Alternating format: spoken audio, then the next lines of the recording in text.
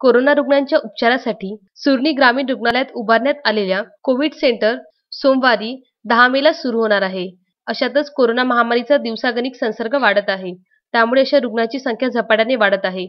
आरोग्य केंद्र काटकुंभ व चुरणी ग्रामीण रुग्णालयात हे लक्षात घेता उपविभागीय अधिकारी तथा प्रकल्प अधिकारी, धारणी, तहसीलदार चिखलदरा व आरोग्य अधिकारी चिखलदरा यांच्या आदेशानुसार जिल्हा शल्य चिकित्सक व जिल्हा आरोग्य अधिकारी यांच्या मार्गदर्शनाने ग्रामीण रुग्णालय चुरणी येथे कोविड रुग्णालय 10 मे पासून सुरू करण्यात येत आहे. तसेच प्राथमिक आरोग्य केंद्र काटकुंभ येथे ग्रामीण रुग्णालय चुरणी येथील सर्व सेवा उदाहरणार्थ प्रसूती, ॲक्सिडेंट, इमर्जन्सी, पॉयझन इत्यादी या सेवा पुरविण्यात येतील. तसेच ग्रामीण रुग्णालय चुरणी येथे कोविड-19 संबंधित सर्व कामकाज सेवा सुरू करण्यात येणार आहे.